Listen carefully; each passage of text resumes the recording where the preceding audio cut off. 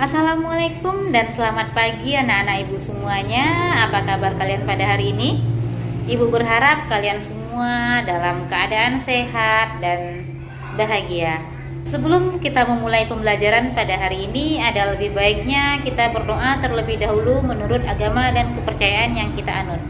Berdoa, mulai. Berdoa, selesai.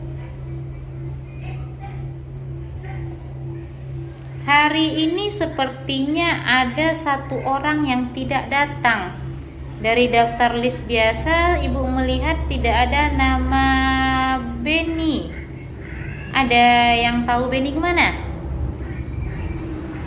Oh, jadi Benny sakit ya Muklis ya? Oke, kita doakan bersama-sama semoga Benny cepat sehat dan bisa berkumpul bersama kita mengikuti pembelajaran seperti biasanya. Baiklah. Pada hari ini kita akan belajar mengenai teks prosedur. Sebenarnya kemarin kita udah belajar, tapi pada hari ini tujuan yang kita capai itu berbeda dengan tujuan yang kita capai pada pertemuan sebelumnya. Hari ini pertemuan kita tujuannya ada dua.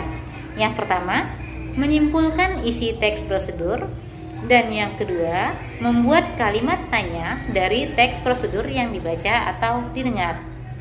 Baiklah. Sebelum kita masuk kepada materi menyimpulkan teks prosedur, ada yang masih ingat apa itu teks prosedur? Oke, silakan Sinta. Oke, bagus. Teks prosedur itu adalah teks yang berisi langkah-langkah. Apakah itu langkah mengerjakan, langkah membuat, atau langkah menciptakan?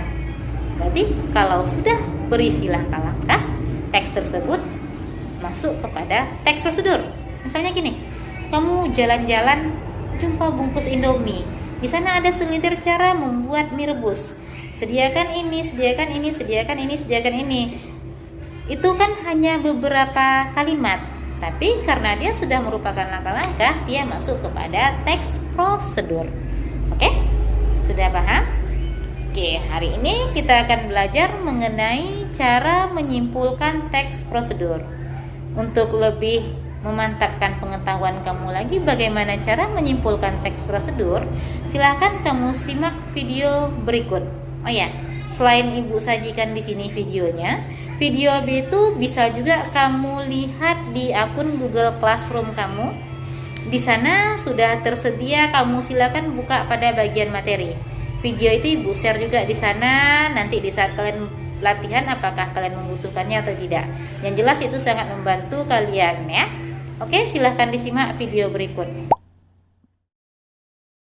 Teks prosedur. Teks prosedur adalah teks yang menjelaskan suatu kegiatan yang harus dilakukan secara tepat dan akurat, mengikuti sebuah proses membuat sesuatu, melakukan suatu pekerjaan, atau menggunakan suatu alat. Untuk mempermudah seseorang memahami langkah-langkah yang terdapat pada teks prosedur, seseorang harus mampu menyimpulkannya. Menyimpulkan teks prosedur adalah kegiatan merangkai gagasan pokok pembicaraan dari urean panjang teks menjadi ringkasan yang runtut dan mudah dipahami. Untuk dapat menyimpulkan teks prosedur, perlu membaca teks tersebut serta mencatat informasi-informasi yang ada dalam teks. Langkah-langkah menyimpulkan teks prosedur. Yang pertama, membaca dan memahami teks secara keseluruhan. Kedua, memahami tujuan teks tersebut. Ketiga, menemukan dan memahami alat, langkah-langkah, hasil, kesimpulan teks prosedur. Yang keempat, menemukan informasi setiap paragraf. Dan yang kelima, menggabungkan seluruh informasi agar menjadi sebuah ringkasan atau kesimpulan. Selain langkah-langkah di atas, ada cara lain yang dapat dilakukan saat akan menyimpulkan teks prosedur. Adapun langkah yang dimaksud adalah dengan membuat kalimat tanya yang jawabannya terdapat dalam teks prosedur. Kata tanya yang dapat digunakan untuk mendapatkan jawaban atau menyimpulkan teks adalah 1. Apa? 2. Siapa? 3. Kapan? 4. Di mana? 5. Mengapa? 6. Bagaimana? Baiklah anak-anak, berikut merupakan contoh teks prosedur, yaitu membuat batik tulis. Di sana bisa kalian baca, ada penjelasan membuat batik tulis, bahan dan alat, dan langkah-langkah pembuatan batik tulis secara detail. Silahkan kalian baca dengan seksama. Dari kalimat proses pembuatan batik tulis yang begitu panjang, dapat kita simpulkan, yaitu siapkan kain mori atau sutra, lalu buatlah motif dengan pensil, kemudian ampirkan kain pada gawangan, panaskan malam atau lilin, ambil sedikit malam, tiup-tiup sebentar, kemudian torehkan canting mengikuti motif. Kemudian celupkan kain ke dalam larutan pewarna, lalu jemur kain yang telah diwarnai sampai kering. Lakukan proses pelorodan dengan cara lilin dikerik dengan pisau. Kemudian kain direbus bersama-sama dengan air yang telah diberi soda abu. Lakukan kembali proses pembatikan dengan penutupan malam, perwarnaan kedua, dan seterusnya. Celupkan kain ke campuran air dan soda as untuk mematikan warna. Proses terakhir, rendam batik dalam air dingin dan jemur sebelum dapat digunakan dan dipakai. Udah? Oke. Bagaimana? Ada yang kurang paham dari video tadi? Oke, udah paham semua berarti? Atau masih ragu? Ada yang bertanya? Gak ada? Atau paham? Ini pahamnya ngerti atau tidak? Oke, ngerti ya? Oke, karena kalian bilang kalian sudah mengerti, silakan kalian kerjakan evaluasi berikut. Ingat, evaluasi ini pun Ibu tuliskan di akun Google Classroom-nya ya, di aplikasi Google Classroom-nya. Nanti bisa kamu buka di bagian tugas. Oke, tugasnya kamu tulis di kertas, kamu foto, dan kamu upload di akun Google Classroom-nya. Oke, yuk silakan dikerjakan 30 menit dari sekarang.